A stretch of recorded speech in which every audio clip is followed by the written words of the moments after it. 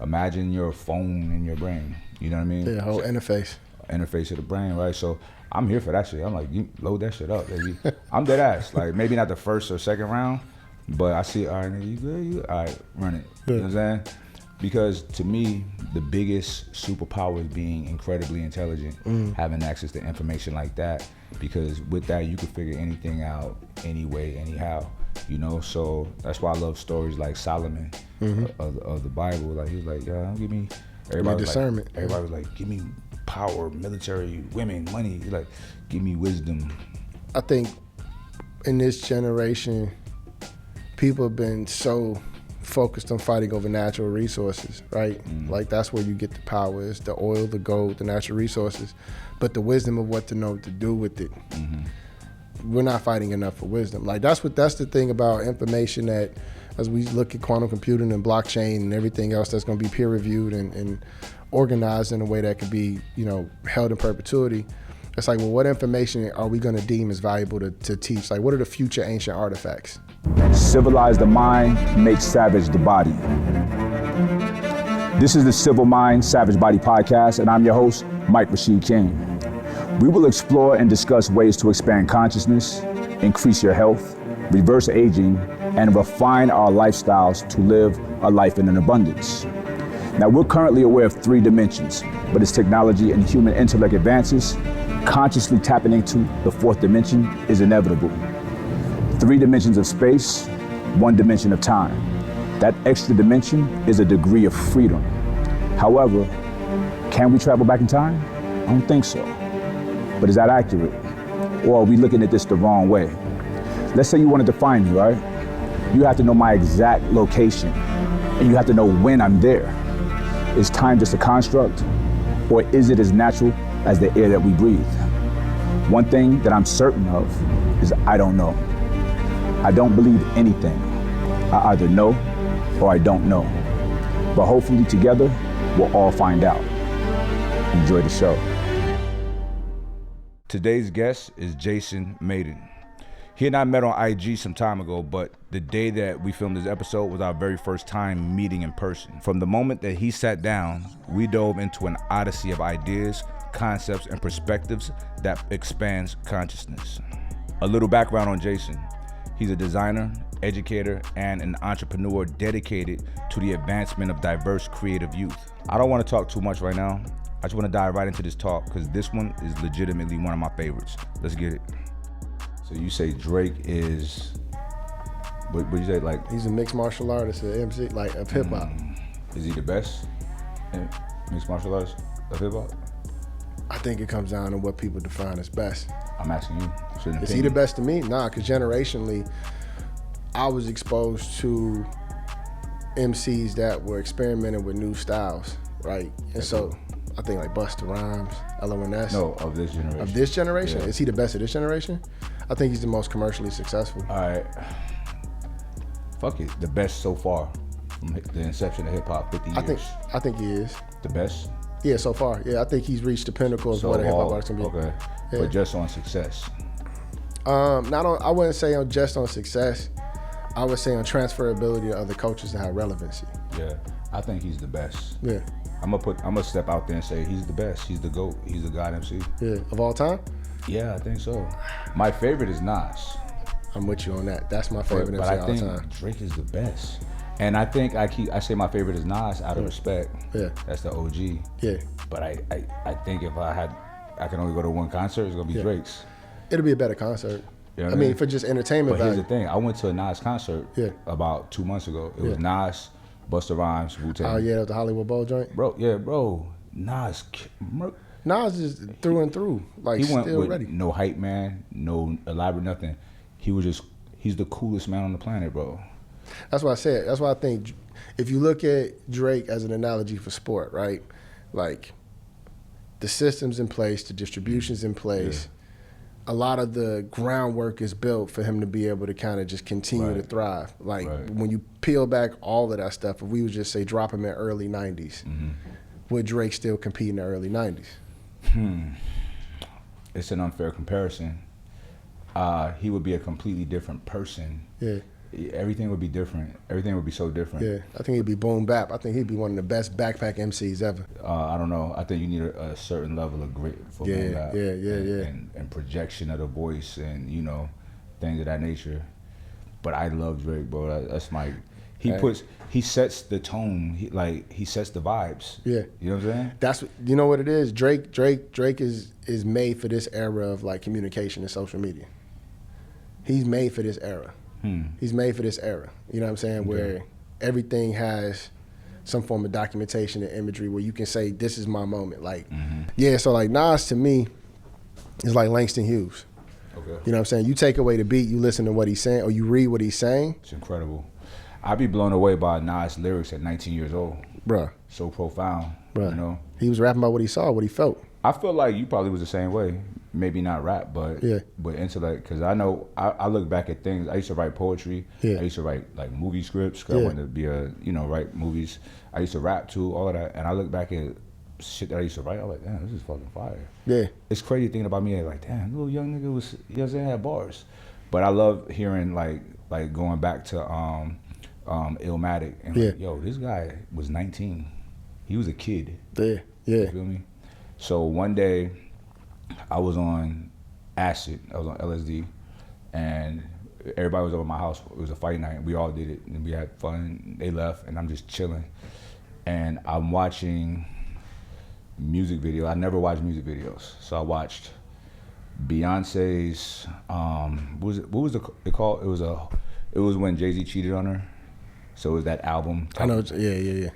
Lemonade. Yeah. That was a Revolution album. All of those videos, I was blown away. So then I watched 444, his answer to her, all those videos, I was blown away. So then I watched a Nas documentary.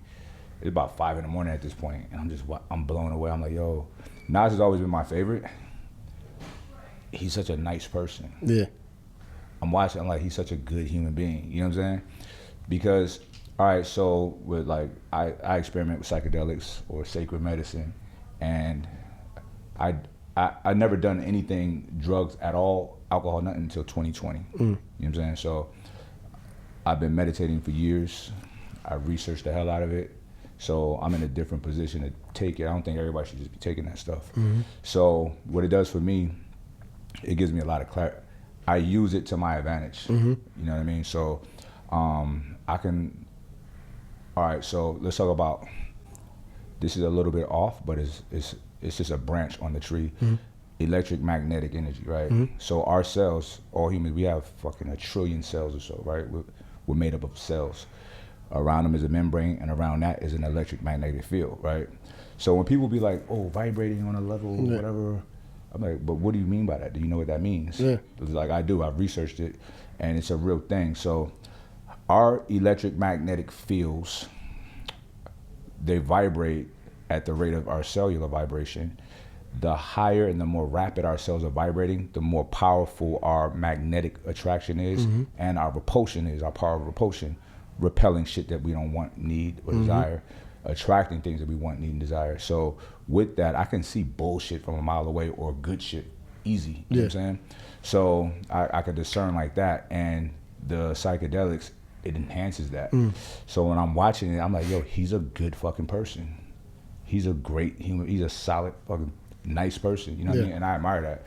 I admire that because I'm not a nice person. I try my best to be, but I have a little darkness on me, you know what I'm saying, that I have not evolved out of, and I'm trying, you know? I think it's what I can say in response to that is your self-awareness and introspection and ability to say that is more powerful than the person who tries to pretend to be that. You know what I'm saying? Because that self-awareness, we all have some form of something that we carry, whether it's by our consent or not. Like we all have some form of rage or rebellion. And I gave a speech about the reject and the rebel. And the difference between a reject and a rebel is the reject is consistently pointing the finger outward for whatever is happening in his or her life. The rebel is going to war with themselves. They know that it's a war within. All of us have it. Are you familiar with quantum entanglement? Quantum entanglement in what capacity? Any capacity. I know a bit about quantum physics and quantum computing. But I would love to hear your explanation of what you're saying, quantum The entanglement. entanglement. There's certain times of, all right, just think about like a certain period when you might not be tapped into everything going on, but you have an idea, right? Next thing you look up, that's kind of a notion that other people are sharing, right? And sentiment. And bro, I mean, we've been talking since before the cameras was on, but you've consistently said a lot of things that I be saying in conversation. And, you know, and it's interesting. I think that we are quantumly entangled, you know, and all right, so I sit in here with some really smart people. I was on a live with a good friend of mine, Eric Weinstein, who's a physicist and just a fucking brilliant dude. And, you know, we just go back and forth. And I was in here with Robert Edward Grant about a month ago, and we were talking. No, we was at lunch. We did the podcast after, but we was at lunch, and we were talking. And we were sitting there trying to peer into like the fifth dimension. What is it, right? Is it information? Is it the mind? And you know, okay, we can identify 1 through 4, 1 through 3 being directions, you know what I mean? 4 being time, and then 5 has to be information in the mind or of the mind or the mind. And how does thoughts come about? You know what I mean? So Mr. Weinstein was telling me yesterday how there's a certain worm that has a complete cellular structure like us, like humans. Very simple though. Has a brain, a nervous system, and it has sex, right? And a stomach. So so they can map the complete genome, but they can't figure out how thoughts are come about. You know what I mean? Yeah. So it leads me to believe, or to maybe speculate, shit, is that fifth dimension, or is our thoughts being given to us, or ideas, our creativity given to us by a higher dimensional being, which might be just another version of us, or another, I don't know, because one phenomena that no one can identify is, you know, consciousness, personality, whatever, spirit, whatever it is. They can't figure that shit out. Yeah. Like they can't figure out how a thought starts. You know what I'm saying? Which is fascinating to me. And thoughts are real. Oh yeah, thoughts are things. It's a thing. It's a physical, tangible thing. You know, when they say things like casting a spell, like, yeah, I get that. Because I can say some words to you and make you feel a certain way. Yeah. Negative or positive. You know what I mean? The right words, or like this book that you wrote, you're putting spells on children to be successful and creative. You know what I mean? That's a good spell. So I believe, I used to go through life like, I'm just a real practical person and pragmatic and literal. And I'm like, that's not a thing. Yeah. But now I'm like, yo, it is a thing. Everything is a thing. You know what I mean? It is. I just didn't understand it. It is. You know what I mean? And like what you were saying about thoughts, my reframe is thoughts are the end result of an intention. So we don't understand where thoughts come from because we haven't understood where our intentions come from. Because we settle for instinct versus intention. And divine intention, whatever you call it, like we talked about earlier, like this notion of creatio ex nihilo, creating from nothing. Nothingness is still something. Yeah. You know what I'm saying? Yeah. You turn the lights off in here and it's dark. There's still things that exist, Correct. even if we don't see it. So Right. I think we're at a point in our evolution as a species, because people forget that we need to be in symbiosis with the built environment. We are part of the ecology of this planet. But as humans, because we are conscious or intelligent, we kind of separate ourselves and think we have dominance over something we can't create more of. Right. So now that we're in this period of collective awakening, which I think is a result of, at least in my lifetime, the first shared traumatic event globally that you couldn't escape. Like whether or not it hit you economically, physiologically, mentally, spiritually, emotionally, this period of isolation has all shifted us. So now the way we break down society and saying you're Gen Z, Gen this, Gen that, nah, man, we Gen COVID. We don't know what that means. We don't know how that's changed our relationship with time, with each other, with our own understanding of evolution. But I think now it's set people on this quest to seek. And we haven't been taught to seek anything in a very long time. You know what I'm saying? Right. We've been recipients of stuff, Yeah. but we haven't taught to seek anything. That's a fact. So when I was younger, I had aspirations of being a minister, right? Because Honorable Minister Louis Farrakhan was my spiritual father and my idol. So I wanted to be like him, or Malcolm X. So I used to write my own like speeches and my sermons or whatever. And all I'm doing is, you know, taking whatever scripture and writing my own synopsis of it. And back then I thought like, yo, this is what the ministers are doing, the pastors are doing. Anybody can do this. You know what I mean? And it's interesting because people have such rigid notions of religion and ideologies that they haven't thought of. They've been told, you know? And it's like, yo, it used to perplex me as a kid, because I'm like, yo, but if you was to read it, you would get something different out of it based on all of the events of your life. Why don't you read it? Like, I would think that about everybody. But, you know, excuse me, in the supreme mathematics, we have a breakdown of population of 5%, 10%, 85%. 85% being the deaf, dumb, and blind, and not saying that in a disrespectful way, just saying it in a matter-of-factly way. Like, most people are just, you know, want to be guided, you know? And that's normal because the nature of human beings, generally speaking, is efficiency, right? I mean, the nature of all biological life is efficiency. Like, if you look at nature, lions sleep all day. Yeah, they're not working out. Nah. You know what I'm saying? They don't hunt for the month, they hunt for right now, and then they go to sleep, you know what I mean? So it's like, human beings is no different, right? So I understand why people become obese. I understand why people are not ambitious. That's part of their coding, you know? So the first time that I did a video about NAD3, I called it the fountain of youth. The reason why I'm talking about all of this, okay? And that reason is NAD3. And specifically NAD. NAD3 is a product, right? We call it the fountain of youth. And some people got their panties in a bunch. The problem with these people is they lack imagination and creativity. Now listen, the neocortex and the thalamus is where our imagination, creativity, and our consciousness resides. That's what makes us human. That's the most advanced region of the brain. Unfortunately, some people just don't access that region. They're stuck in the functions of the limbic system. The limbic system is considered the reptile brain. It's ancient, it's primitive, it's purely instinctual. Now, let's go back to my initial statement. I said that our product, NAD3, is the fountain of youth, and I stand by that product. I know it's bold, but it's true. Anything that the human mind can imagine is real, and it does come to fruition. These ideas and concepts get developed over time, produced, and then introduced to the world. Think about when the Wright brothers told people that they could fly. People laughed, they ridiculed them, ostracized them. Innovation is never well received in the beginning because people fear progress. People have a fixed mindset, so the idea of a thought that seems impossible becoming possible is just so hard for some people to fathom. But we have so many innovations that at some point they were impossible but are now normal in our everyday lives. I mean, check this out. Right now, you're looking at me through your phone. You're looking at a two-dimensional version of me that appears to be three-dimensional. You hear me and you see me like as if I'm standing right in front of you, but I'm not. I could be thousands of miles away from you. And this is not even live. This was recorded a long time ago. This is pure magic to people 50 years ago, but it's normal now. We're literally living in the future.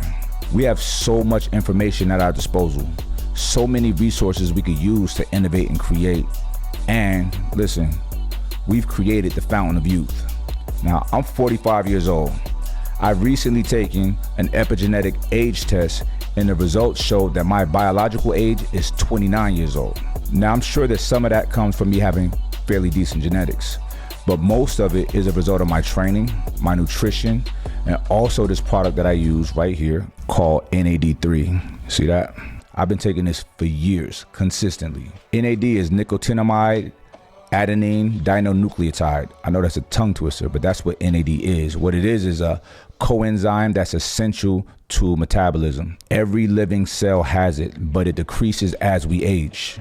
When you have low amounts in the body, it leads to our chromosomes becoming damaged by our telomeres shrinking. When telomeres shrink, we're more likely to develop cancers, disease, and overall fast track to death. So some of the things that decrease our NAD levels are aging, overeating, Also eating processed foods, stress, smoking, alcohol, and pollution. There's many more, but those are the main things. But listen, I know it sounds bleak, but there's hope. Nah, it's more than hope. There's a solution. Now, a recent study from Stanford University cited that an adequate amount of NAD in the body extends the length of telomeres, and it literally reverses aging in cells in humans. You hear what I said? It literally reverses the aging cycle in our cells. When our cells age and die and get damaged, we die. This reverses the aging process in cells, which in turn reverses the aging process in us. Now, it's not drastic, but it's something. Training, 100%. Optimizing your nutrition, 100%. Meditation, 100%. But also taking NAD exogenously, that's the vibe right there. Now, there's two ways to do this. One is by IV, which is a very effective way. However, it's not really practical for most people. One, it takes a long time. It could take an hour up to 2 hours, depending on how fast you have the drip go into your arm. Now, the faster you have it go in, you're gonna feel nauseous, okay? So, outside of that, it also costs $1,000 every time you sit down to get it done. Like I said, not practical for most people. The second alternative is our alternative. It's our product, NAD3. You see? You can take it as a supplement every day. I've been taking it for years. My father has been taking it for years. If you could see, my father's 75 years old. He's still the picture of health. Speaks clear, talks clear, mind is sharp, and he's physically active. I blame a lot of that on NAD3, okay? Everyone in my family takes it.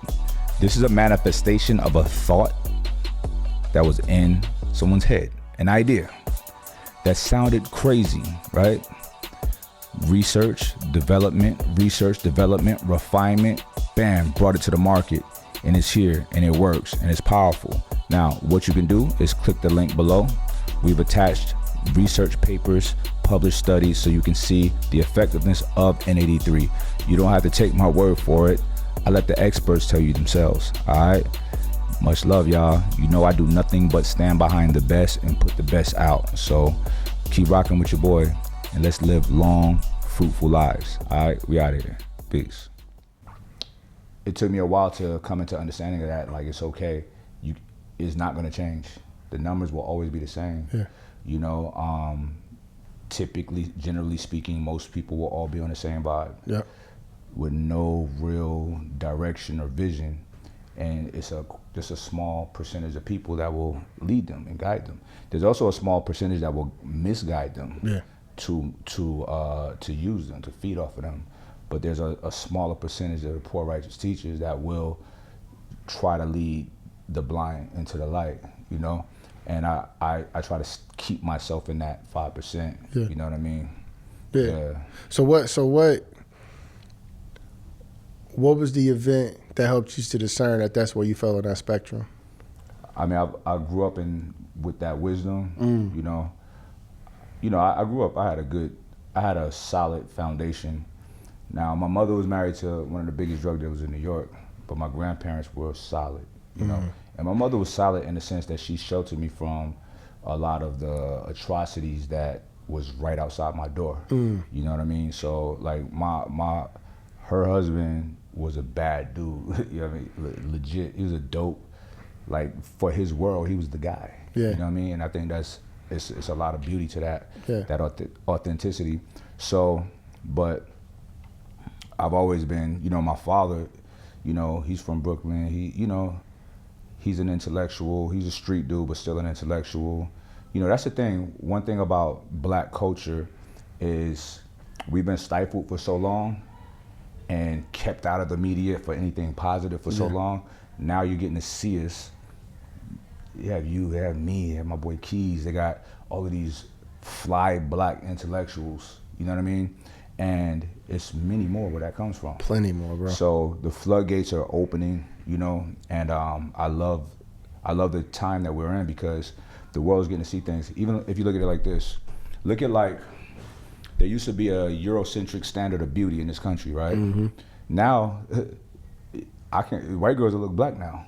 With the tans, the BBLs, the lip injections. Why is that, one might ask? Well, here's the thing. they were bombarding you before social media, it's magazines. So they're bombarding you with these publications of one standard of beauty, and I think they're beautiful. I think European women are beautiful too, but it's just one standard. It's one definition. But then there's a black woman that's robustly beautiful and full and feminine with hips and lips and breasts and, you know what I'm saying, and hair.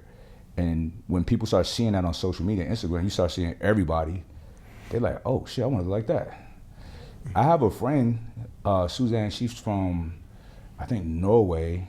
She's an influencer, like she had viral videos, but like out squatting some dudes or something. But anyway, until I met her, I thought she was black until I met her and I seen her brother was a straight up white boy. I was like, how y'all related? She said, what do you mean?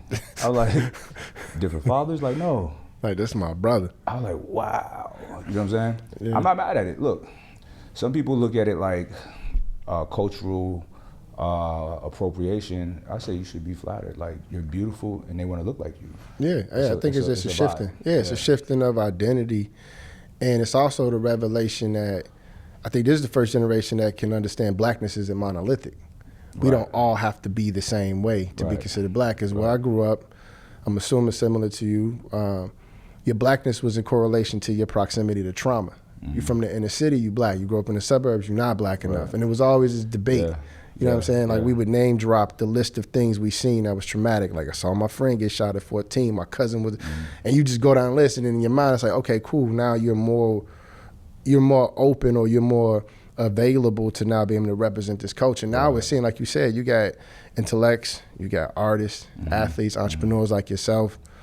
I mean, we have so many different definitions of what greatness is in our community. It's democratized, which means beauty is democratized too. There's so many different definitions, natural hair versus synthetic. Like it was always these different classifications where we would lower our standard. But I'm just hyped because my thought and my theory, we know race was invented because genetically, if you needed the liver or a blood transfusion or a heart transplant, it doesn't matter. It doesn't matter. Nobody's checking, wait, hold on, is that a Puerto Rican heart? Nah, man, you get what you get. And I think when we edge towards 2040, specifically in this nation where the demographics are going to be so mixed and so different than what it looks like today, it's like if we don't start having a conversation around what it means for us to find our identity and truly understand who we are now, it's going to get even harder. Yeah. It's going to get way harder. I see black as a culture, not a skin color. Yep.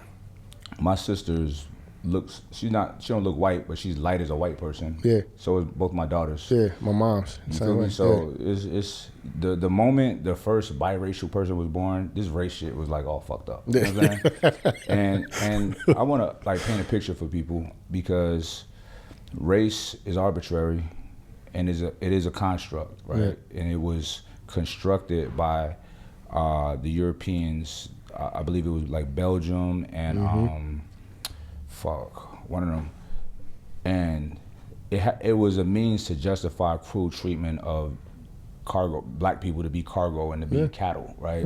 So it's okay, cause look, people don't want to see that kind of treatment, white people either, most of them, but they had to justify it, and you know, these Europeans lied to other Europeans. They had other white people thinking it was okay, right? So, you know, they had Charles Darwin and his theory of evolution. Yeah. Listen, evolution has nothing to do with Charles Darwin, for one. No. So people be thinking that's Darwin. Like, come on. You know what I mean? But what they edited out of modern day Darwinism is the hierarchy of race, right? And it's really egregious and it's really ugly, you know? But that was the fake news of the day. So now we have here in this country, and it didn't hit nowhere in the world like it hit here in America. Because when I'm in Australia, I remember I go out there a lot, but when I first would go out there, I'm trying to figure out what everybody is. You know what I'm saying? I'm like, yo, so what are you? And they be like, Australian. I'm like, what is she? Like, Australian. One black, one white. I'm like, yeah, but what are you though? They're like Australian, bro. I'm like, nah, because you black, you white. We're Australian. Like, what do y'all call it? I'm like, black and white. You know what I'm saying? Yeah. And they say, really? It's so interesting. I'm like, I guess it is silly. So this is what people don't realize. Pre that time period, black people in Africa, there's no race. No. And they also wasn't monolithic. Like, one thing that they did that was kind of brilliant, evil, but brilliant, when they did the transatlantic slave trade, they would mix us up. Mm-hmm. So we would look alike, but we don't family. speak the language. Yeah. We don't fuck with each other. You know what I'm saying? So, yeah, it really fucked things up. You know what I'm saying? And then they had their rules, right? Like, you got an ounce of black blood, you black. Yeah. All right, be careful what you say, right? So now, then they found out early that, oh shit, our numbers are dwindling. So they've been parrying since back in the 1700s, adding other groups to Caucasian here in America, right? The most recent is hilarious. Yeah. The most recent group that's added to Caucasian or white, according to the 2020 Census Bureau, is Northern Africans and Arabs here in America. They just redefined it. Like, word, son? Like, for real? They just My guy, redefined come it. on. Yeah. You know what I'm saying? They tried to make Asians white, but they was like, nah, I'm good. You know what I'm saying? But very interesting. It's silly. Like, I don't know why they're holding on to that. Yeah. That dominant, like, majority. White people are not even close to any kind of majority of anything in this world, right? Maybe in this country, but that's changing. Yeah, the demographics have shifted very soon. So I believe the statistic, all white people on this planet make up around 7% of the population. It's a lot of people, 7%. Out of 8 billion. But just black people only in Africa, we're everywhere, but only in Africa is 14%. Yeah. So I just put things in perspective. Hell, Asians is like 45. Like, they're the majority. You know what I'm saying? Yeah. So people need to, like, check themselves on that shit. Like, it's silly. I don't listen. I deal with matters of race because it's a thing. Yeah. I don't want to, though. Yeah. You know what I mean? I want to be able to deal with people of different cultures. Yeah, freely. matters of humanity. Correct. Here's the thing. When you had Julius or Augustus Caesar marrying Cleopatra, that was to bring two powerful nations together. Yeah. Two families are that much more robust now. When I travel the world and I go to other countries, I like them. They're cool, but it's just what it is. Yeah. Mexico is just Mexico. Dubai is just Dubai. Like, Germany is Germany. But here is fucking everything. Oh, yeah. It's a fucking wild ride. You know what I mean? That's what I said. We don't even have, the funny part about our country, because people forget, like, when we say North America, that's inclusive of Canada. So I'll just talk about the continental United States. Right. We don't even have a national language. Nothing has ever been declared as our official standard language. Right. So when people, and similar to you, I travel the world, so when people are like, come here, speak English, I'm like, well, if you look at the totality of the Americas, multiple dialects, there's no unified singular language in our United States of America. Right. It's one that we've agreed to. So it's like we have this weird concept of race, culture, and social class, and all of the ways we perceive them have been so convoluted that we trying to point at people and say it's race when it's really socioeconomics we're arguing about in this nation. Because at a certain point, like we talked about earlier, there's moral decoupling. Yeah. And people justify nefarious activity by a person's proximity to power and wealth, which means you just disproven race, because there's a lot of people out there. And they used to justify that behavior with godliness or religion, so they would have, like, in Europe, they were like, yo, well, you can take the land of the people that are not Christian. If they won't convert, go ahead, you snatch civilize them or whatever the fuck. You know what I'm saying? So it's interesting. It's a lot of, like, now is the time that we have to articulate real history, put it out there, because it's not in schools. No. I mean, it's not. No. And we just have to tell a different narrative. What's the guy named Nick Fuentes? I was just telling you about, I heard him on No Jumper saying a bunch of things that were false about black people. I'm like, the homie AD and them, they wasn't really pushing back on everything, but I was taking notes. I'm like, yo, we need to talk, homie. Yeah. Because you know not of what you speak of. Yeah. And they were talking about, like, race and IQ, and I'm like, it's that eugenicist my stuff. nigga, like, we don't even take IQ tests. It's not a thing for us. Like, how are you gonna judge us compared to a test that y'all created and only y'all take? You know what I mean? So here's the thing. So I kept hearing Sam Harris and Jordan Peterson, who I admire greatly, both, but they kept harping on race and IQ. So I'm like, let me look this shit up. So I'm looking up, like, who has the highest IQ, all of this stuff. People with the highest IQ you never heard of. They're losers. They got a high IQ, but they're not doing anything with their lives. So what is it worth, right? Let's look at like athletes who became billionaires. Now, some people might consider like an athlete not as important as say like a politician or a leader or president or whatever, right? But I beg to differ. I base things on the totality of your life. Yeah. And if a motherfucker became a billionaire, you're more important than my $500,000 teacher or whatever the fuck. You know what I'm saying? Like that shit is important. Why? Because they've done something so rare and so unique, right? It's not, and it wasn't by accident, right? It's not a lottery. They worked. They used their ingenuity to get there, right? No. That's one thing. And I say that kind of thing about Floyd Mayweather. People try to clown him for saying he can't read. First of all, it was a sound bite. It was like a clip of him fucking up on some words. Yeah. But let's say he couldn't read, which is not true. What the fuck he got to read for? You know what I'm saying? He's made it. He's made it. Yeah. Take away my ability to read and give me $1 billion. I'll still make it. I'll be good. You know what I'm saying? Because I be seeing people trying to clown. I'm like, bro, you broke though. Yeah. You're with your reading ass. You know what I'm saying? Yeah. So here's the thing. So it's like, so anyway, I started looking into this. So the people with the highest IQ, and then people who I would assume would have like be up there, they were just intelligent but not super crazy. Yeah. So then I took an IQ test, right?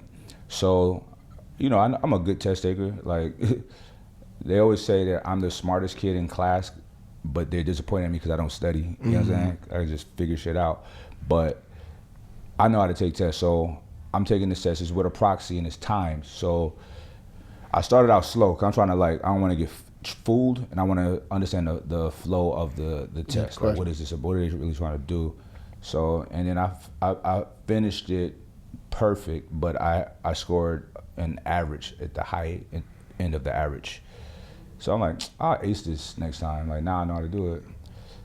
Fast forward, maybe 2 years later, it was actually last year. I was actually in Chicago this year in Chicago for Savior's Day. And I scheduled to take the IQ test, and I took it with very little sleep. And I missed some, but I moved fast. I got it. I completed it in a really way better time, and I scored in the high this time. I got the numbers at the house. I was in the high range, like high IQ, not at the top, but in the high. You know what I'm saying? And I'm like, yo, if my conditions were proper and I prepared for it, I'd be up in that genius shit. I mean, I'm not saying I'm a genius. I'm not saying that, but that test is not a measure of intellect. No. It's not. It's just a test. Now, from there, I started looking. I'm like, you can't base intelligence off this. So I started researching intelligence, what's considered intelligence. There's 9 different forms of intelligence that they recognize, you know what I'm saying? Yeah. And kinesthetic intelligence, which is what an athlete would have, is one of them. And if you think about it, it's more important than others because I look at things like this, bottom line. Bottom line is this, we animals, and it's survival of the fit. So with this fucking Mr. Smarty Pants over here, you know, condescending me, I can choke the life out of him. And he can't do anything about it. It's not nice, but that's a factor of life. Yeah, you know what I'm saying? That's the primal basis. It's the primal basis. That's the bottom line. So that's why I always tell my audience, my community, like fellas, like, yo, be dangerous, stay dangerous. Intellectually, I always tell people I fortify myself mentally, spiritually, physically, and financially. So I'm unfuckwittable, so I'm not a victim. It's not to victimize anybody else. I think that's fucked up. But I'm not gonna let anyone victimize me or people I love. So I tell people that because look, I'm from the streets. That's a harsh reality. A lot of people don't want to deal with that, but that's a harsh reality. And I'm like, yo, bro, you food. You are so vulnerable. But they want to deal with the intellect, and I'm all about that. But I want to deal with everything. Because it's real life outside. It's real life. And that's the thing. That's what I said earlier, man. We've been conditioned to not question anything, man. We've been conditioned to be exceptionally dependent. You know what I'm saying? Like, how many people right now, if I was to take you outside, can grow your own food? Yeah. Very few people. And so, like, in my experience, I would oftentimes get clowned because I would ask the question of why. Why should I just take this, or why should I do that, or why is this the limitation or direction that's been placed on me based on where I was born, or based on what? And so what it's led me to discover in my journey as a like designer and educator and just sovereign human being is that this life is really about shared common interest. I don't have to necessarily agree with everything a person does, their faith, sexual orientation, politics, any of that. But if there's a shared common interest and we can find that one thing that we both agree on, then you can start there to build. And that's what sports did for me. It's like I traveled the world. You remember this show with Dhani Jones when Stud went around the world and he was playing sports and other coaches? No. So it was. I vaguely remember that. Yeah, he was on. It was like Travel Channel. It was one of my favorite shows, man. Yeah. I recreated that where I had the good fortune of going to other coaches and playing like rugby and being around the Maori in New Zealand. Right. And going to Asia, the continent, people forget Asia's a continent, not a country, and bouncing around different countries of Asia and playing local sports, not speaking a language, but just because I understood that drop this ball on the ground, there's a game being played. It's the same in any industry, man. Everything is a game. Right. And once you jump in and you understand the rules of that game, you can create value for yourself and your community, irrespective of what you look like, where you come from. But we get stuck playing one game. Yeah. And that's the unfortunate part. But the blessing is this generation has more information than what they know what to do with. Right. You know what I'm saying? That's true. Yeah. Let's segue into your life and your career. Yeah. So you're a designer. Yep. All right, let's talk about that. Yep. So I started, I fell into design at the age of 7. I was in the hospital with septicemia, which is a blood infection. Sound like a comic book story, but I was bit by a spider. I had never been camping before. And my neighbors in Chicago had like this old beat up camper they had and they parked out in front. So in my mind, it's the closest thing to camping, go sleep in the camper outside. Me and my older brother, I get bit. And this is what I think how I got septicemia. It wasn't confirmed. I'm in the hospital for months. I'm reading comic books because I couldn't physically do much. My pops was was at school on a GI Bill, so he would come back and forth to the hospital. So it was myself and my uncle. And I would read Batman comic books. And I saw this dude, Dr. Lucius Fox. First time I saw a black man, I was wearing a suit and was calling shots. And I'm like, what does he do for a living? This man was inventing gadgets, everything. So I decided in my mind, I want to grow up to be Lucius Fox. I want to create gadgets for superheroes. At 7, that's like as far as my brain can take my aspiration.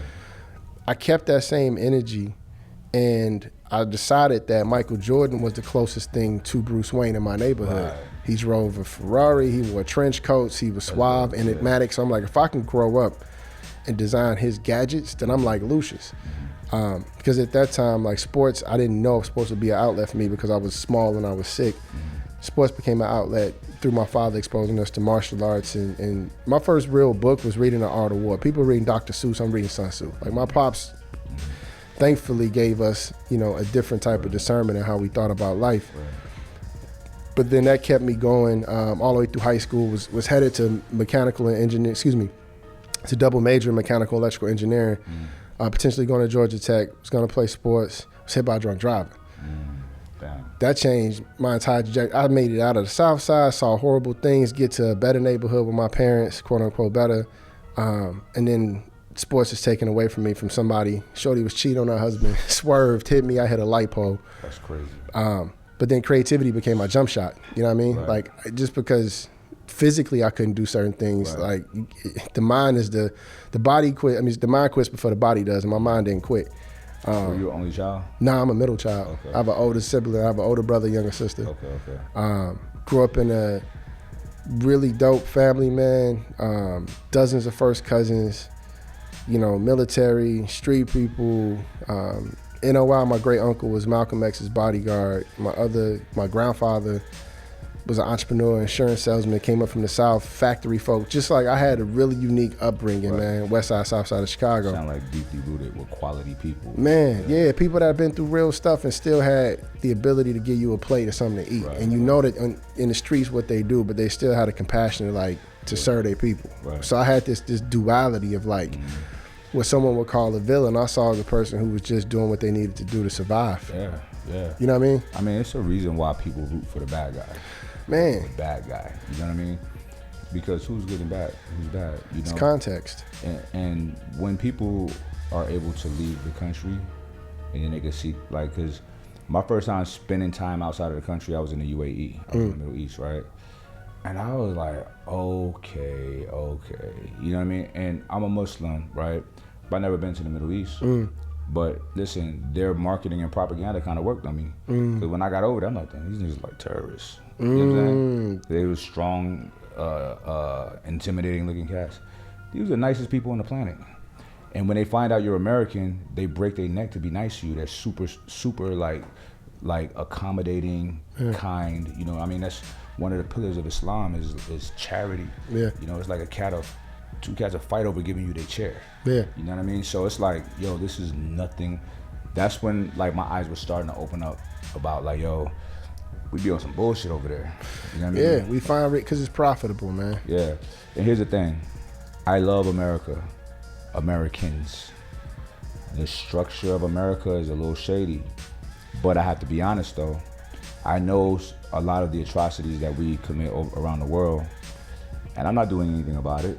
Yeah. I'm still here reaping the benefits, so I have to be cognizant of that. Yeah. And people gotta recognize who the fuck they are. Like, when they're talking shit about other people, other countries or whatever, like, yo, you're complicit too, motherfucker.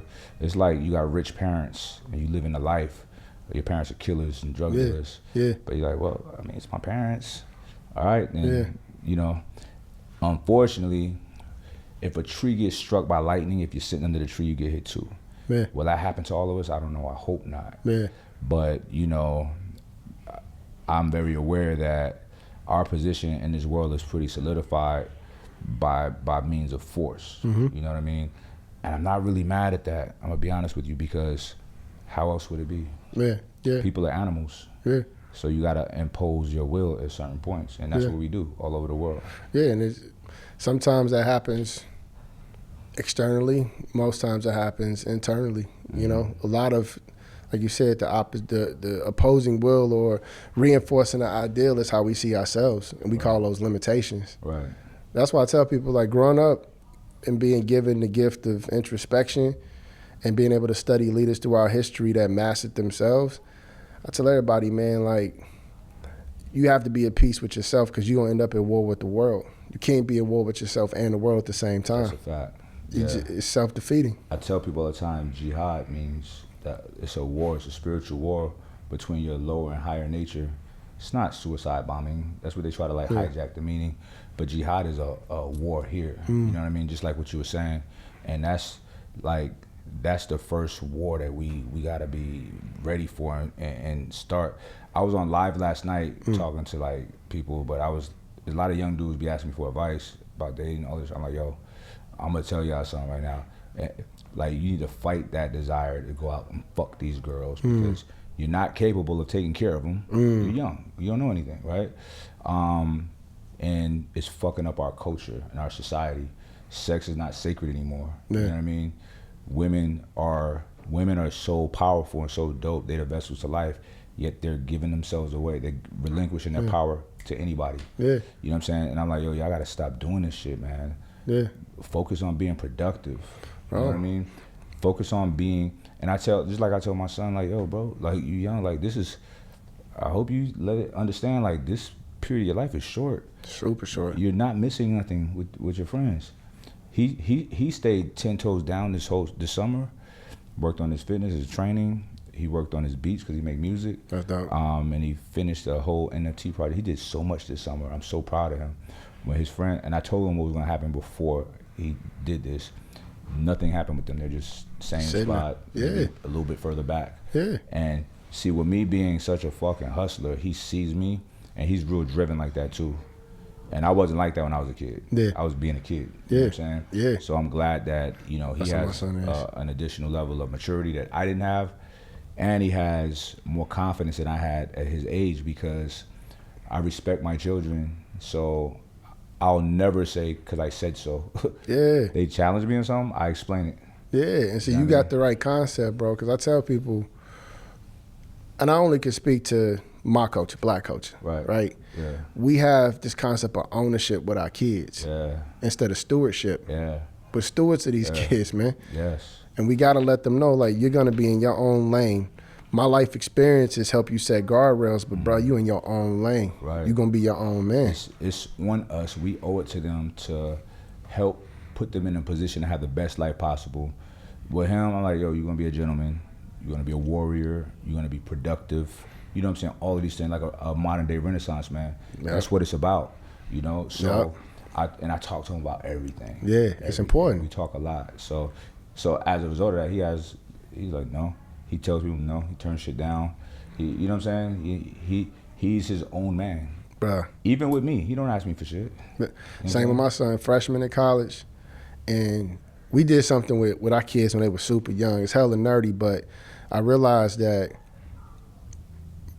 my kids needed to be able to defend themselves physically and intellectually. Like verbally, they should be able to dismantle a person. Correct. And if they need to take it to the next step, Yeah. then they've already given you fair warning, like, hey, I'm trying to tell you what it is. So we had to read this book. We would go through the Columbian Orator, which is the book Frederick Douglass used to teach himself how to read. I would read these great orations because I do think having a command of language can determine your outcome in terms of like how you dismantle situations, find opportunities, so on and so forth. So we gave our kids like a super broad vocabulary and turn it, you know, and they would write down words, they would define them, put them in sentences. Even before they knew what it was, I'm like, I'm not going to tell you this is difficult. Just because if I tell you it's difficult, you've already anchored yourself in things you can't do. Right. You put a spell on them. Yeah. I'm like, nah, this ain't difficult. We're going to read Metamorphosis by O.V. We're going to read this economics book. We're going to read Dr. Seuss. It's all just words on a page. Yeah. Then we took them to art museums, and I taught them how to critique art because life is nothing but a series of images. And if you can look at a piece of art and discern what it's trying to get you to feel and think, then you can catch all the BS before it's even in front of you. You just got this filter. Fast forward, he's in school, freshman year, and he's hitting me up. He's like, yo, Pop, I truly get what you meant, that there's a lot of people who are not prepared. Because I would tell him, I'm raising you to be an uncommon man. I don't want you to be common. Correct. If anybody sees you and say they feel like they met you or you're familiar, I'm like, I failed. I want them to look at you and be like, you're different. Right. What is it about you that's different? Right. Yeah. And it takes a lot of, it took me a lot of humility to know within myself that my son is being raised differently than me. He's gonna need different types of mentors. Right. I couldn't put him around all the guys I grew up in the city and say, this is your mentor, because he wasn't in that context. So he has guys from the hood, guys from the suburbs, all these different variations of what it meant to be a black man, white man, Asian man, whatever, and they're all giving him a piece of knowledge that he's building his own style from. Right. And I see it. I see it in how he navigates. I see it in how he self-advocates, how he goes out there and he's like, this kid is like phenomenal in terms of putting himself in situations where he starts out serving and then eventually gravitates towards the people who allow him to build new things. So he ends up in leadership positions just because they see he's willing to learn and do the heavy lifting and not come in like a know-it-all. Right. And it's just dope because then I see my daughter, she's a visual artist, same thing, self-taught, 3D modeling, sketching, animation. That's dope. That's dope. And she knows her worth. So when she says she's gonna do something, she's not doing it for likes or acceptability. She's doing it because she feels that is her actual path. That's what she's meant to get after. Yeah. I love this, man. So, well, my son is, you know, his dad's a boss, you know what I'm saying? So, you know, his dad makes a lot of money. So he's tapped into making how important that is to him, right? So sometimes I'll motivate him with money. So look, this morning, you feel me? That's dope. So this is so for that, y'all don't know what I'm showing them. I told him I'll give him $1,000 if he figure out how to do this. And what it is creating AI character and animating it with your facial expressions. But this shit it look like it's a real person. It's indistinguishable, right? I said, I offered him. I said, yo, you figure this out, I'll give you $1,000. Yeah. So that's how we do little challenges like that because, I already put in his mind. I put that good spell on him. Like, yo, the way your brain is working, you can figure anything out easy. You know what I'm saying? And I be telling my audience too, when you're young, yo, so important. The computational power in your brain is so robust. Use that shit now. Don't be drinking, don't be smoking, don't be hanging out, being up late all night. Use your brain now because it's not going to be as powerful later on when you're my age. You know what I mean? I got to do a lot to keep my shit like posting. Yours is just just oozing with power, where your neurons is firing at a rapid rate. So that's why I keep him on these little projects. He has no experience with that. Just like he had to, so I put him in a coding boot camp like years ago. he's like, fuck, he didn't like it. Yeah, when it's boring, whatever. yeah. And I couldn't even be mad at him because it's like, this shit is boring as fuck. What are you talking about? So, the end of the school year last year, he wanted to do an NFT project. So whatever he wanted to embark on something, he gotta, write me a proposal. Same. So he wrote a fucking, it was over the top, like a 12-page. Come on, bro. What do you? But anyway, I read it. It was good. I gave him the green light. Yep. I didn't have to put no money. I gave him like $500. That's all he needed was for the artist, right? So, bro, I'll show you his stuff. It's fucking legit. Right? Yeah.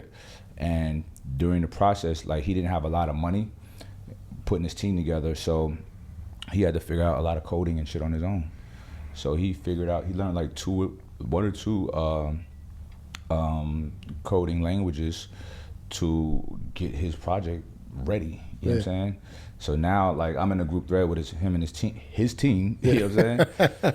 And I'm like just monitoring shit. I'm like, damn. And they talking all this technical shit. I'm like, that's fire. I don't know none of that shit. You know what I'm saying? That's the growth, bro. I love that shit, bro. That's the growth. It's the same with my son, man. Like, so what we do with our kids when they were growing up is we never would just take them to see a movie. We would buy the art of book first to show them how the movie was made or the original book. Okay. So they would come in prepared to know, like, this started in a different format. Yeah. My son got heavy into video games, PC gaming, so he was like, I want to play this online, da-da-da-da. I'm like, well, you got to learn how to build a computer because you can't play if you can't build your own rig. That stuff went and learned how to build his own rig. And, like, then would take my shoes from my collection, flip them to get the computer parts. Bro, what are you talking about? That's just... He built that. Yeah, bro.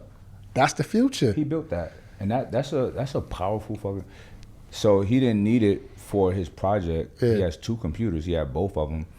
But this one is high power to render faster. Yeah. So I'm like, well, you don't need it. Cards let me use it. Let me bring it up here. I just be on the internet. Like, you know, I'm not even using it for... But we're going to start using it, like, pulling B-roll and for the editing and stuff like that, too. But he built that. That's what I'm saying, He built it side by side with a guy, you know what I'm saying, who's older that knew the shit. But yeah, he understands every component of that.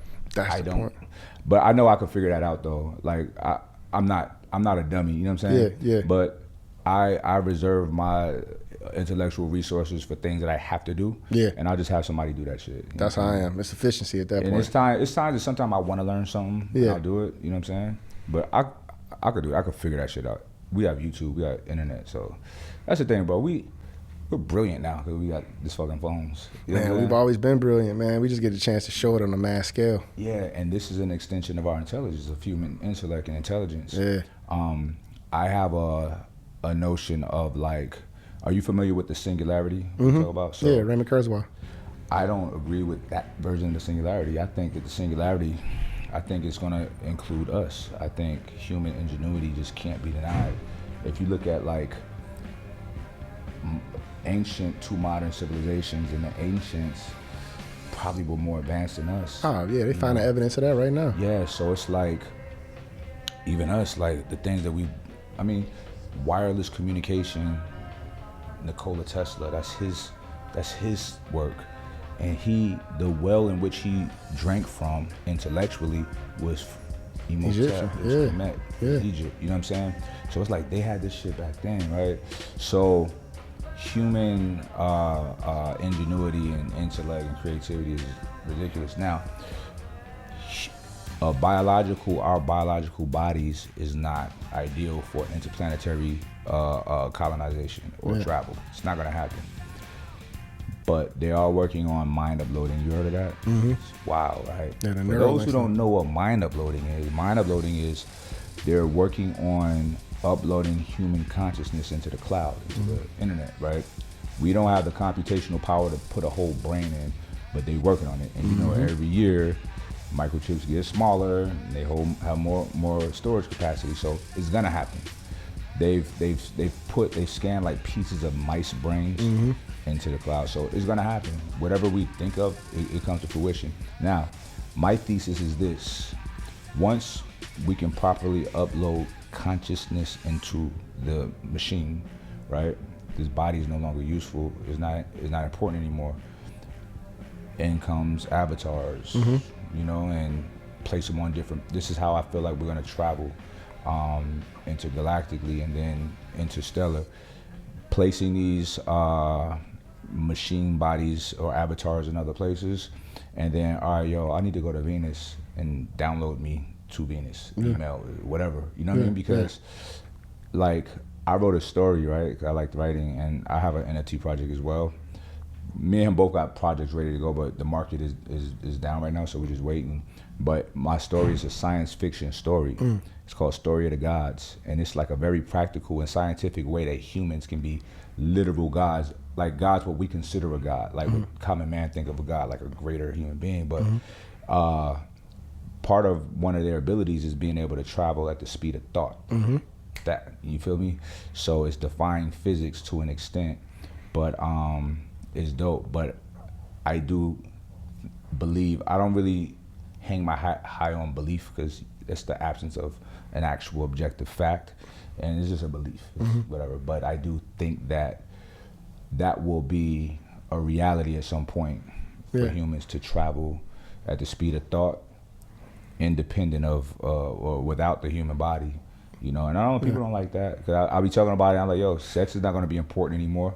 It's going to be obsolete. Life will not have to be born anymore or die anymore. You know what I mean? When we are in that cloud, and fuck, I'm here for it. I'm here for it. Well, you think about it, man. Like the concept, what you're describing, shouldn't be received as radical, because there's a transference of consciousness into this avatar we currently are in, this physical body, right? So someone trying to transfer what we feel we have in this physical being into something else, I feel like that's still, unfortunately and fortunately, this version of humanity, we have a short memory. Because I do believe there were other, I mean, I found evidence of civilizations that had large, like advanced civilizations. Yeah. I mean, listen, all right, so one thing that baffles me is, it's not on here, but a JED, it's called DJED, JED, right? It was a piece of technology, but one of its functions, according to them, was to transfer consciousness. What? Excuse me? You know what I'm saying? No footnote, so we don't know what they mean by that, but why would they say that? Why would they write that? A JED transfers consciousness. It's an electromagnetic device, but it transfers consciousness as well. So they might have already had that shit figured out. Mr. Weinstein and I was talking, he was talking about like this new AI that is really like over the top, and you know, there's a concern about it because there's no governance. I'm like, I think we got it under control, like we unplug the shit, but I believe that we need, like, human ingenuity is necessary for the advancement of all things.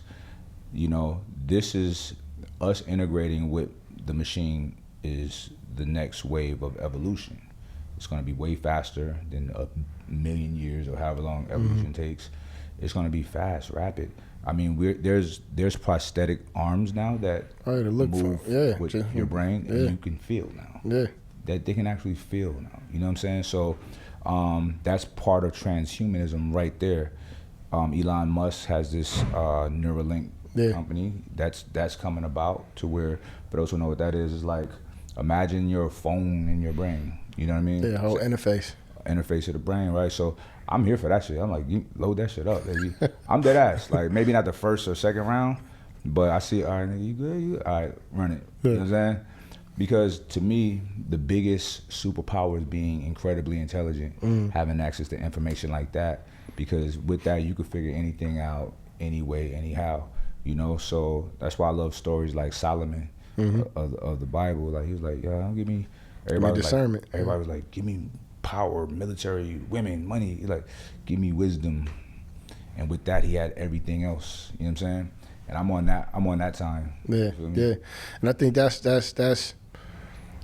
that's where I think in this generation, people have been so focused on fighting over natural resources, right? Like, that's where you get the power, is the oil, the gold, the natural resources, but the wisdom of what to know to do with it. We're not fighting enough for wisdom. Like, that's the thing about information, that as we look at quantum computing and blockchain and everything else that's going to be peer reviewed and organized in a way that could be, you know, held in perpetuity. It's like, well, what information are we going to deem as valuable to teach? Like, what are the future ancient artifacts? What are we gonna believe is worthy of us leaving behind? That's the part that I obsess over, because I'm like, 1,000 years from now, how's the story gonna be told about our civilization? When, imagine if somebody found someone, if the iPhone is still able to be turned on 1,000 years from now, Right. they pull it up and they pull up a screen full of TikTok dances. Yeah. You know what I'm saying? Right. Beefing in DMs. And they will look at our civilization as less advanced. They might look at it and say, what were these people really standing for? So that's the benefit, I think, of some of the archival nature of tech and what we're going to start to do with the acquisition of this wisdom and the utilization of it.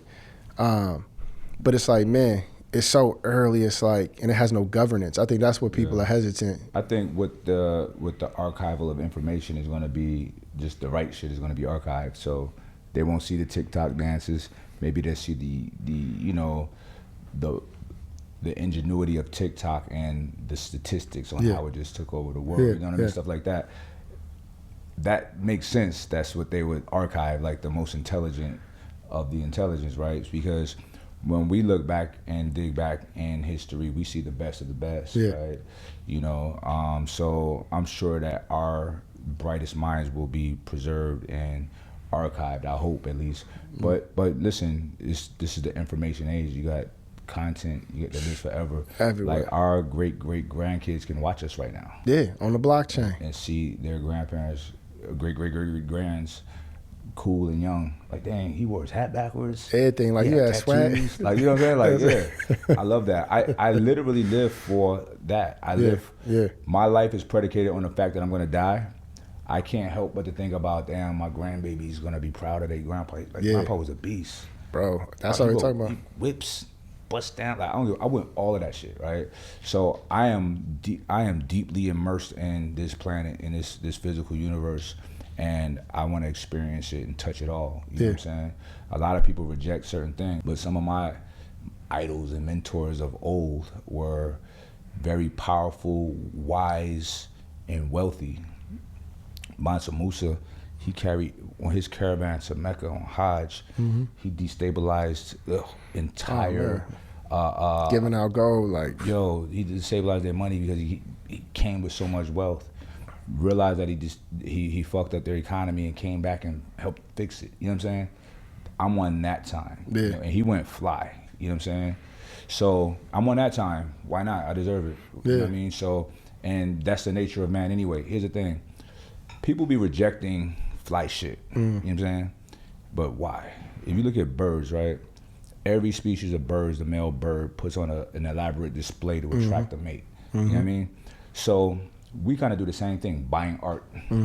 There's no like utility to art other than to display that I can do something that most men can't do to a woman, and that's a sense of security to an extent, right? So, and that's what this is all about, like man and woman forming a union and dying together. You know what I mean? So, to me, that's the most valuable thing to have is a family. Bro. So you do whatever you have to do to get it. All is fair in love and war. You feel me? And that's the thing, man. It's like when you sound like a stoic, which is dope. Like stoicism helped me through some very heavy times. Is that phrase "memento mori"? Remember you're mortal. Like this ain't a practice life. This is what we got. This is it. This is it. So do it. Do it. Get it done, man. And like you said, man, being able to show, how fly we are in perpetuity for our progeny to see it. Right. It changes the relationship with the identity we're told here, because it's like you grew up here in the U.S. as a black man, you got this thing hovering over your head that life is temporal, and you get to 25. That's it. Like you're told, at least I was told very early, like second grade, like they reminded us, like, yo, you're going to die when you're 25. So there's this urgency to get everything done. Right. I turned 25. I remember going into work. Mind you, I got to Nike when I was 19, which was wild to me to be in that position as a young kid. I remember turning 25 and I told people the next day I wore this shirt.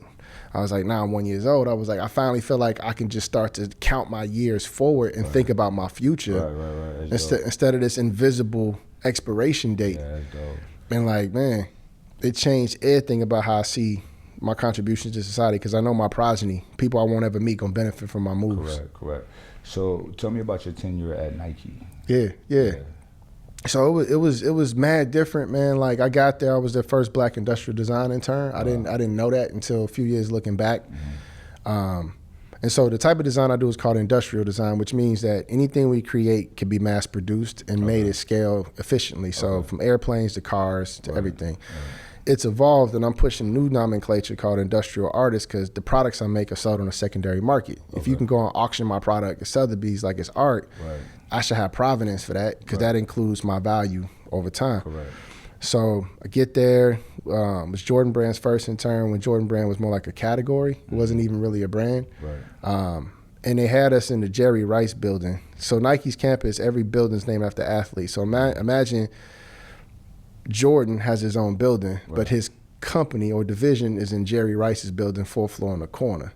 So it kind of gave you a sense of like, they were hedging their bet, like, is this gonna work out? Had the good fortune of doing everything from working on graphics for the NFL, so did Michael Vick's branding, did a lot of college football branding, to sneakers for CP and Derek Jeter, MJ, helped to start a lot of what we now know is the kind of energy footwear. So like, was doing secret projects for Eminem, Lil Wayne, Ye. We'd go to Canada, up to EA Sports in Vancouver, and we would drive our shoes up there and sneak them in so they can scan them. Because I wanted to be fly. I'm like, yo, I want to play 2K, want to play NBA Live, but I want the athlete to wear my sneakers. Now it's commonplace to think about virtual goods, but at this time of transition between like the old shoe dogs that were like, yo, let me pull up to the track and give you a shoe, and to cats like us who knew that shoes were a cultural currency, it was very, very, very difficult for people to see like the value of engaging with the culture. Because if you said fashion and music, it was a curse word. Because it was like, it almost seemed like it would damage the purity of athleticism. But then they started realizing that athletes want to be rappers and want to hang out. And they were like, these are all the same guys. Like the rapper is the dude who used to be the dope boy who funded the athlete. Bought them the sneakers and said, you a good kid, stay in school. So when they grew up, they didn't lose sight of their community, but the sports industry wanted to remove them because they couldn't monetize their friend group. And you started to see these worlds merge. And it's dope because I've played a part in probably 4 generations of the footwear and sports industry, because I came in with Phil Knight still being the CEO, and now we're at the point of like, you can launch your independent brand without having to have that backing. That was a fantasy. Now we have an HBCU that's dedicated to footwear design. Didn't have that when I went to school. It's in Detroit, Dr. Dwayne Edwards. We have large-scale manufacturing in the U.S. that's going to be opening up in Ohio. We have advanced development right in LA, founded by a brother, that's opening up. So now all the stuff we had to fight to do to serve the athlete, if you know how to pull together the resources and network, you can be competitive and exceed what these larger companies do. So, you know, jumped around, worked in digital. So worked with Fuel Band so early in what they called, you know, quantified self, measuring human performance through technology. Jumped into venture capital, taught at Stanford, started my own companies, angel invest, lecture. For me, I go where I feel like I'm gonna be intellectually challenged in a way that's gonna develop new muscle. Because I feel like if there's a new battle, I have to develop new muscle to take that battle on. I can't just say the weapons of yesterday gonna work tomorrow. I'm not that naive. And I tell people my whole thesis is moving at the speed of grace. Like I was having a convo, I think we talked about Dr. Grant, and I was asking him, can you mathematically measure grace? Because I feel like that's what I've been given in my life, despite all the stuff I've seen and been through. Robert Grant, yeah. We talked about, we came down to the conclusion that the golden ratio is the way you can measure grace. Since you're here. He's not far from me. Oh, word? Oh, man, I love that dude, bro. Yeah, me too. And it was dope because I always felt that, like, if I could mathematically find harmony on everything in the planet, that's grace, it's forgiving. You can too. You can. Yeah. And I started to accept, it took a while for me to accept that, you know, they say everything that doesn't kill you makes you stronger. I think something about that statement doesn't sit right with me. I think everything that doesn't kill you gives you greater lessons on how to prepare yourself for when it tries to kill you again. And it gives you the... AKA makes you stronger. Makes you stronger, preparation. Yeah. Right? Yeah, nah, stress is the best thing ever, man. Like, I try to tell people to embrace it. I embrace it. I run to it. You know, my spiritual assignment is that of the Archangel Michael. right? From the days of old. And I just know it is because the type of person that I am, I always run towards fucked up shit, right? I run towards issues, right? I like smoke, right? The good fight though, right? So I never avoid any kind of confrontation because I'm like, yo, let's fix it, right? And it's intimidating to people, but I'm like, yo, we're having a conversation, you know what I'm saying? So anyway, Archangel Michael, this is crazy because I'm a Muslim, but I went to private school, which was a Catholic school in New York, in Brooklyn. And in the school, I'm like, I didn't like the imagery because in New York, you know, it's Gothic architecture of the church in the school, so it's creepy to a black kid. Nothing looks like me. All of the stained glass, the images are all little white baby cherubs, white saints, you know what I'm saying? And it was just creepy. And there was one statue that really bothered me. Like, it was an angel stabbing a demon. I used to, like, why is this here? You know what I'm saying? Like, we're kids. This is scary. You know what I mean? So, speaking of archangels, that's the star Metatron, another one of the highest of the archangels.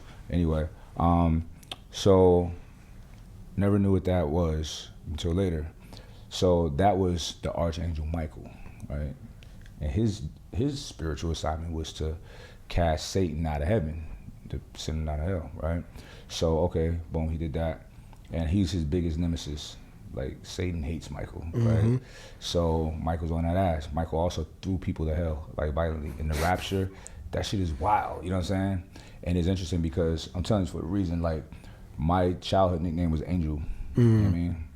Nobody made that connection because my name is Michael. And Michael, it was not a thing. I was a kid. I was a strong little kid. I was skinny, but it's like, how did he do that? You know what I'm saying? Yeah. So, and I was fearless because I boxed. It wasn't at school, so people tested me all the time because I didn't look tough, and I would whoop ass. He's like, how do you know what I'm saying? And all my friends that boxed, it was the same. They would just beat everybody. Like, they'd get jumped and whoop ass.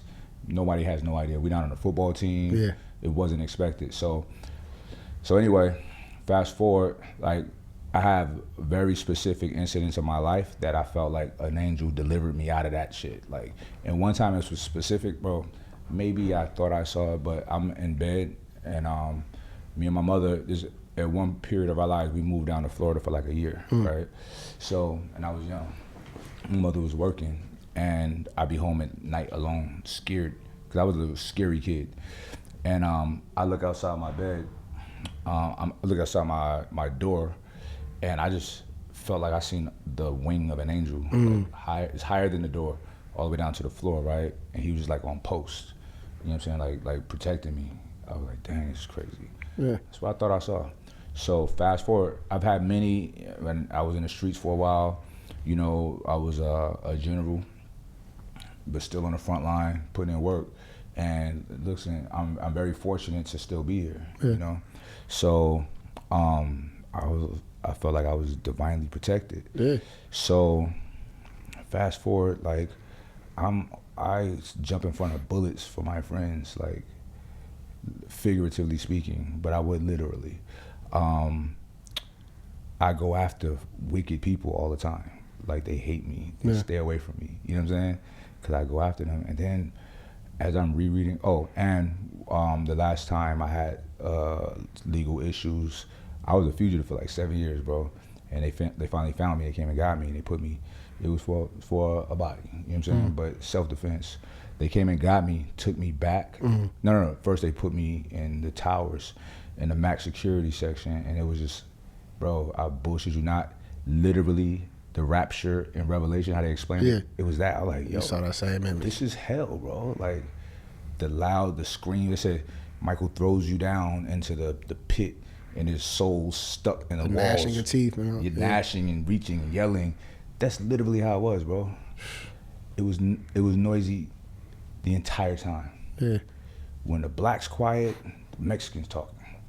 You know what I'm saying? The most ignorant shit you ever heard is like, you know how they would describe things biblically, like very poetic.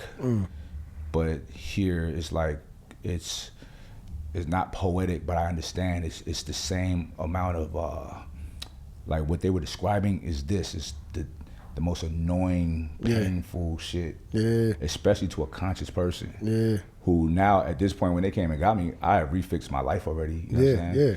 I just had that one underlying issue that I had to deal with, outstanding issue. So I have a good life now, good friends, started businesses. Now I'm in jail, listening to this dumb shit. You know what I'm saying? But I got out of that. But I've assessed that my spiritual assignment is that of Archangel Michael. Yeah. You know, is a warrior, is a servant to God. To me, God is love. You know what I'm saying? Love 100%. is my God. So, you know, of course, I am God and you're God. We should be our own gods, our self-Lord and Master.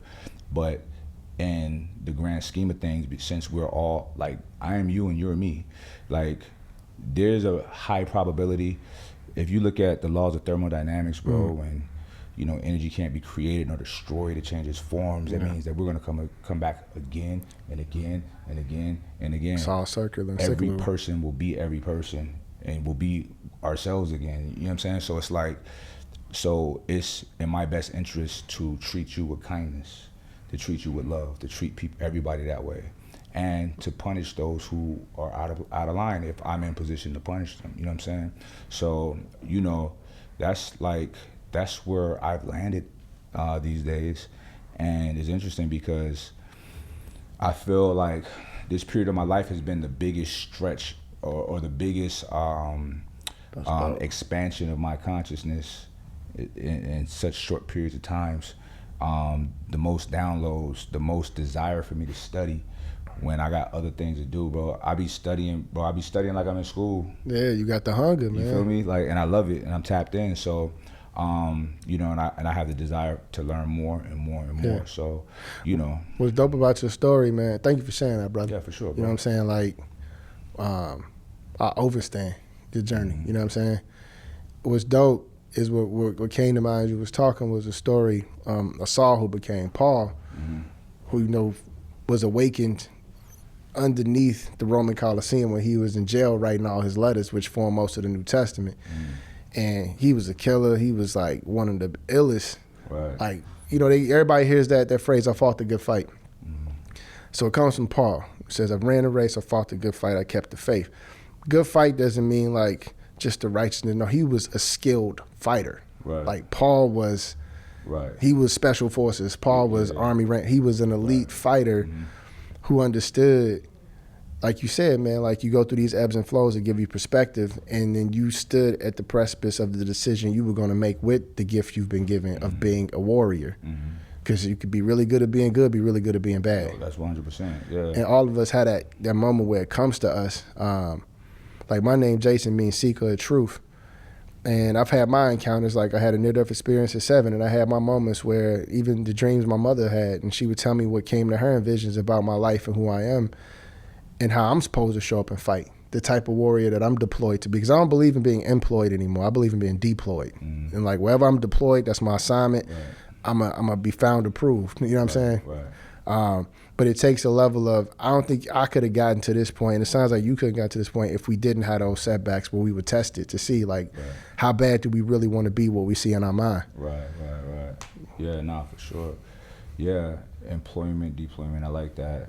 One thing about me though, I am, you know, despite my position in this world, I am a servant. Yeah. And I will humbly serve you. Yeah. Or my brothers in there and people I care about, you know what I'm saying? And I get satisfaction out of that. I get satisfaction out of serving.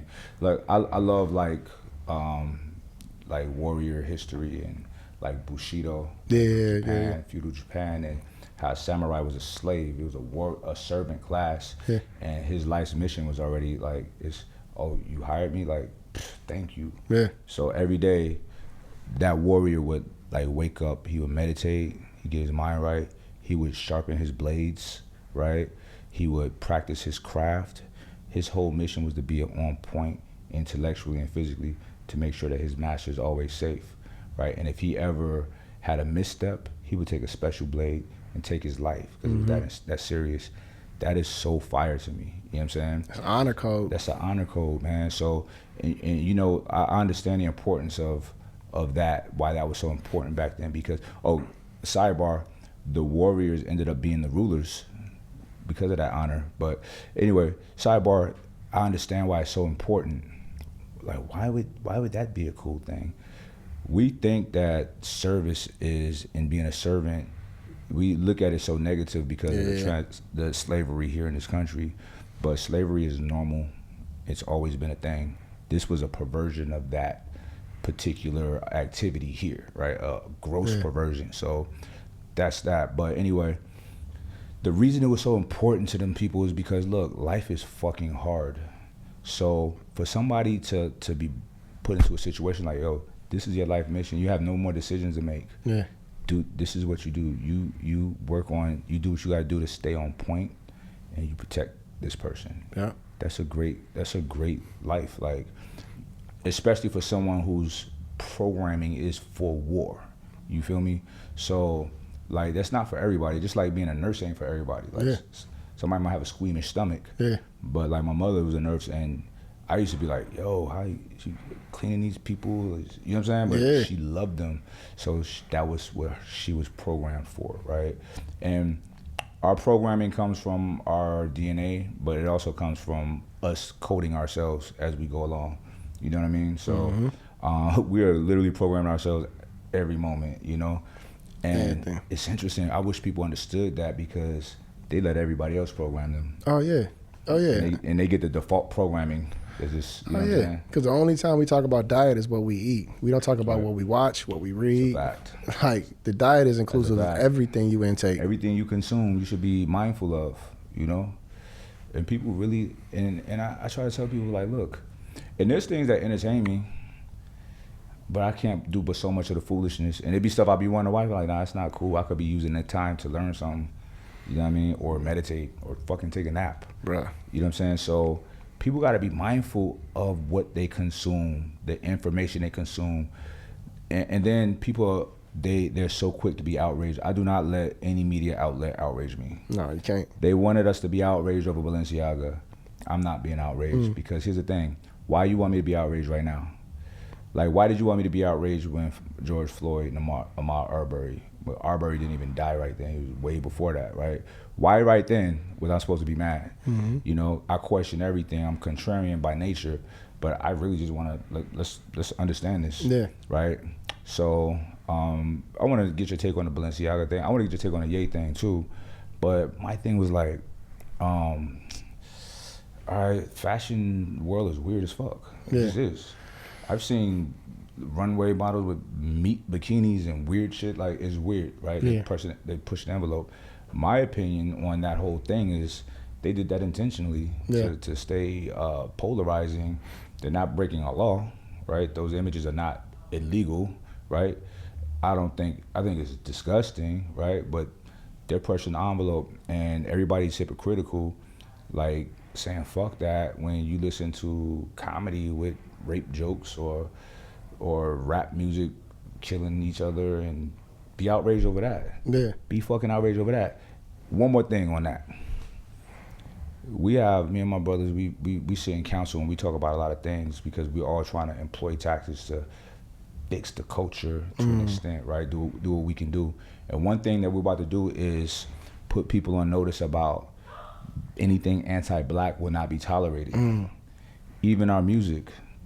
If a rapper is talking about killing another rapper, another black man, or promoting an illegal lifestyle to blacks, or denigrating women, it's anti-black, and we're just not gonna take it no more. And listen, this is hard for me, because I love ratchet ass music.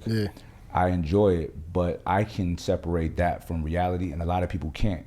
So I have to be responsible enough to divorce myself from that culture, that part of our culture. We need to clean that shit up. We have to. You know what I'm saying? So that in itself is anti-black. And we're not gonna tolerate it no more. You know what I mean? So but listen, like, why you outraged over that? Let's be outraged over this. This is affecting people. That's not making people become pedophiles. A pedophile is just a pedophile. And they be like, oh, what's that industry? I'm like, pedophilia is unfortunately a perversion that is all over our society. It's not just in entertainment world, right? It's They everywhere. just shine a light over there. Yeah.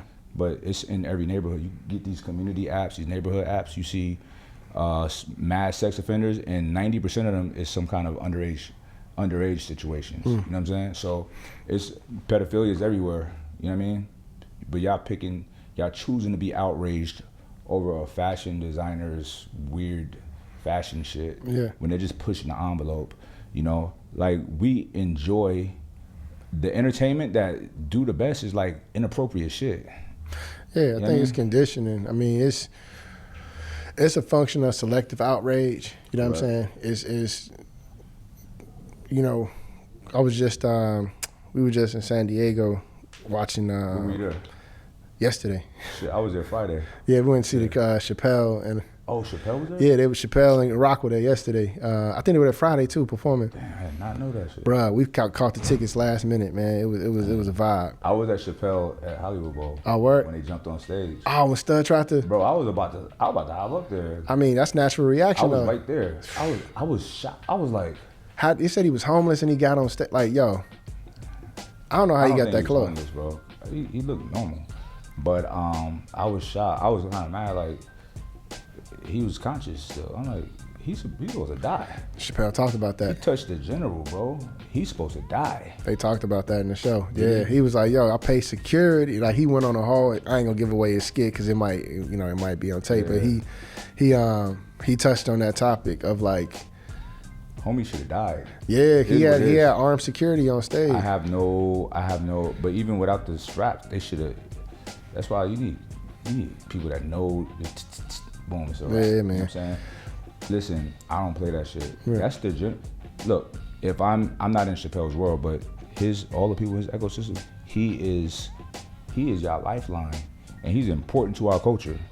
Protect that man. Yeah, That man, that motherfucker should have died, and Yeah. I would feel no way about that. I'm just being yeah, it honest. was just wild. Cause he came up there to potentially kill him. Yeah, they said he had a knife on him or something. Like, Yeah, it looked like a gun, but it's a knife. It's some stupid shit. that's wild, bro. He touched him. I was mad that he actually put hands on him. Yeah, he got that close. Then he tackled him and the Tackled whole him, thing. yeah. Yeah, I only saw Bro, like a clip of it on me and Instagram. baby girl was walking out, and we like, what the fuck? Like, that's what part confused me because the Hollywood Bowl, the layers of security, you know what I'm saying, to get into that place, and they still got this man on stage. Like, Well, you wouldn't have got him off of it. He did it smooth. Yeah. And you know, black people, explosive. Yeah. He just, bah, Just ran popped up. there. I seen it. It was just, dang. You know what I'm saying? Yeah, because when I seen it on Instagram, But they caught. But okay, I can see you touching them, but everybody got on them fast. They should have murdered that man. They should have took it. I know it sounds bad, but you know. no, life, you looking at a perspective of security standpoint, like, He should have died. yeah, I mean, that's the unfortunate truth of those circumstances being handled in different contexts. And then people know, yo, I ain't running up on nobody's stage no more. Yeah, it's just You know wild. what I'm saying? That dude got a broke arm and didn't get no jail time. That's it. Yeah, that's what. And I think that's why they say he's skipping over. He's like, yo, I'm not coming back to LA. That's why they performing it. Like, he gonna be over there at the Honda Center, I think on the 7th. Is that San Diego as well? No, Honda Center is where the Mighty Ducks play. Anaheim? Anaheim. Okay, that's not far from me. Yeah, it's like December 7th. He's supposed to. Oh, They supposed to be shit, performing yeah. there. Yeah, and like Chris Rock told his story about what happened to him. Bro, I seen all of them. It was a star-studded. Bro, we was sitting in the box. Elon Musk, Gunna, and Diddy. Yeah. It was right there. Just watching the whole We was thing. all right there, yeah. Shout out to Fahim. That's my brother. He gets tickets, like he gets in all of the spots because he's Diddy's head of security. Yeah. Security. So, bro, that was a wild night, bro.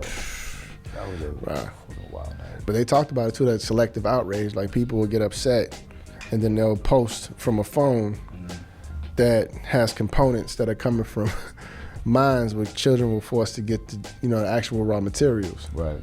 So just the juxtaposition of like when and how people get angry in the context of that, it's just wild, man.